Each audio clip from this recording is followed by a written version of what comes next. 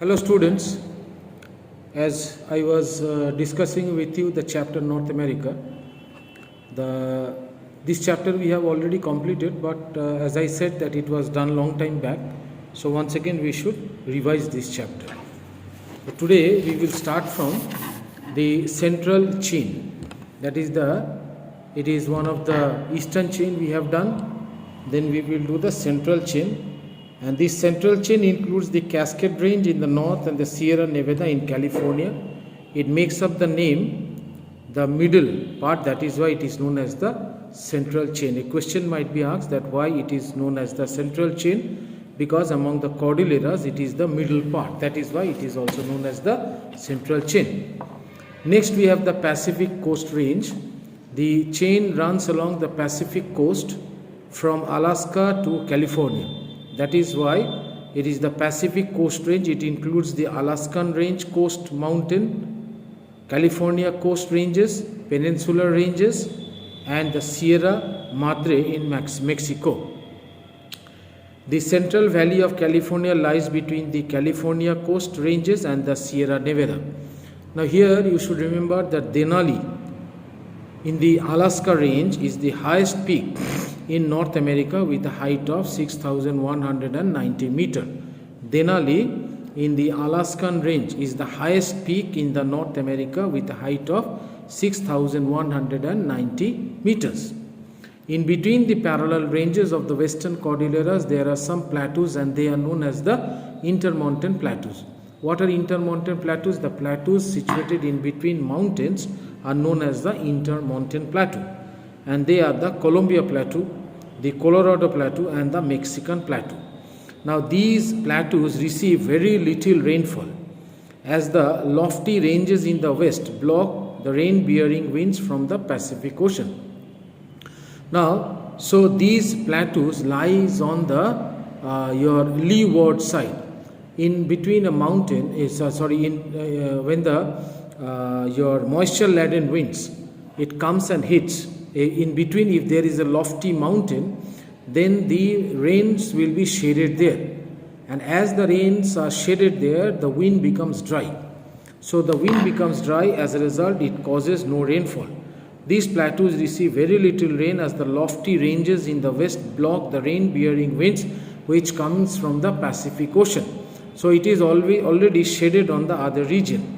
The rivers flowing through this region receive water from the melting snow of the Rockies.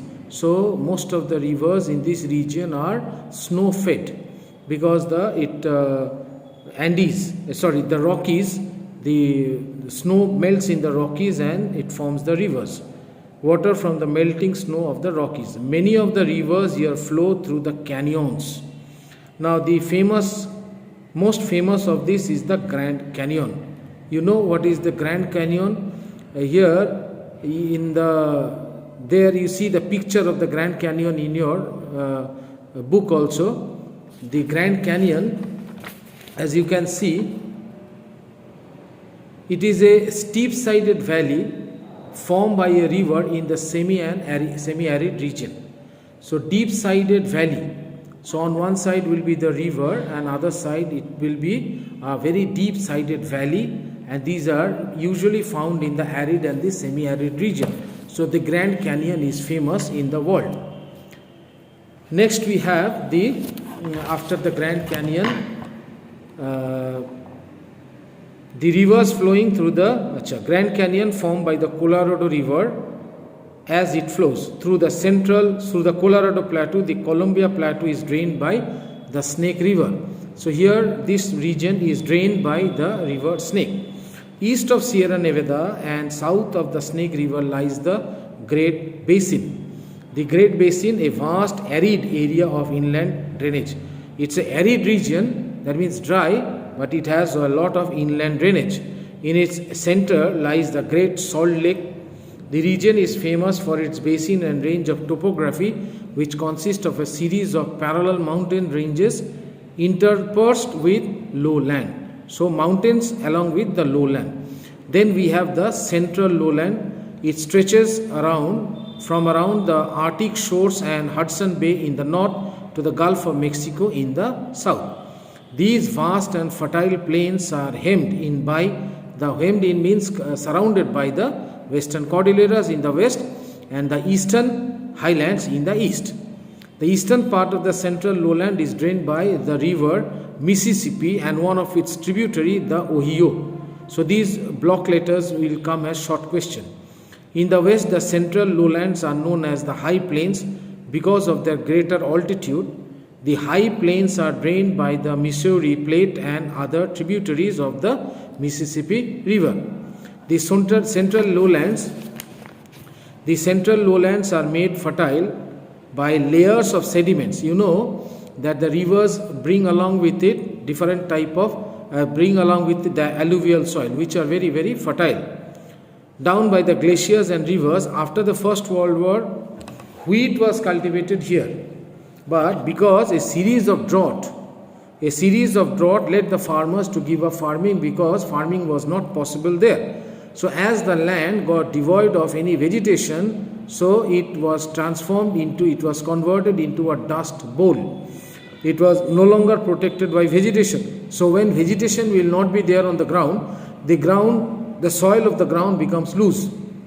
As a result, because of the wind, the upper layer is eroded. Slowly, a large area covering the states of Nebraska and the eastern Colorado turned into a dust bowl. Desolate human-made dust bowl. Why human-made? Because the human beings did not do cultivation on that land. As a result, the land became very prone to weathering, and the topsoil was carried away because in the absence of any vegetation, the land becomes very soft.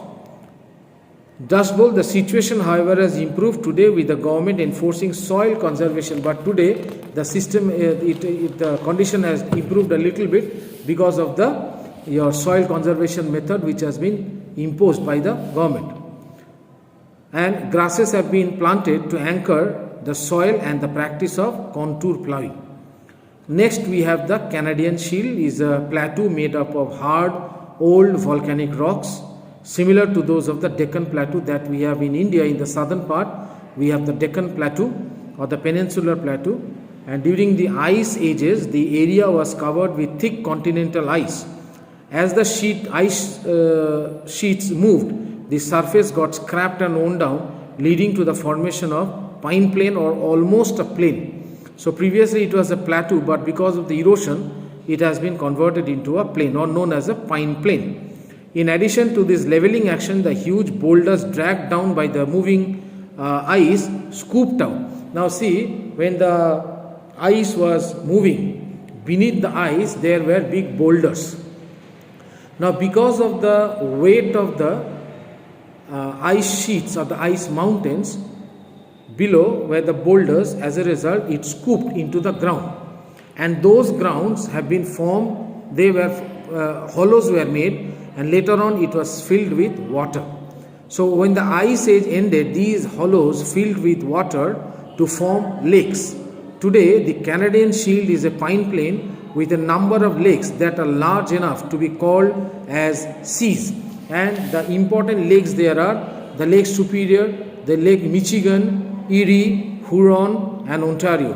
These lakes together are known as the Great Lakes, and the other major lakes of the Canadian Shield are Winnipeg, Great Bear and the Athabasca. The famous Niagara Falls, please remember, the famous Niagara Falls lie between the Lake Erie and Ontario, and the Canadian Shield is rich in mineral deposit, because you know that any plateau region will be very much enriched with lot of your mineral resources. So the Canadian Shield is also having lot of mineral resources. The Eastern Highland, the Appalachian or the Eastern Highlands are old fold mountains that extend for almost 3,200 kilometers from the Canadian provinces of the Newfoundland and Labrador to the central Alabama in the United States.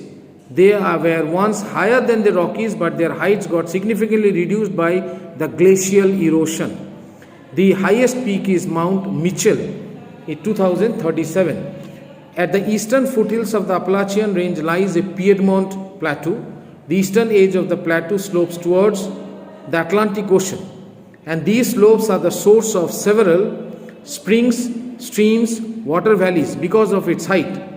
Now, the Tennessee Valley Authority was established in 1953 to use water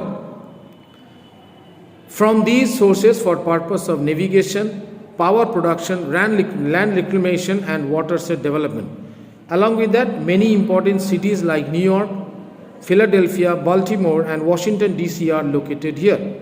The Appalachian and the Piedmont regions are both rich in deposits of coal, copper, zinc and lead. So students, today we will do up to this. Next we have left over with the point peninsulas and the Gulf. A little bit is left, and then we will move on to our new chapter. That is the new chapter we have is the Amazon River Basin and the case studies Lumberjacks of Canada. So till then, all of you take care and do go through the video as well as the chapter. Goodbye to all of you.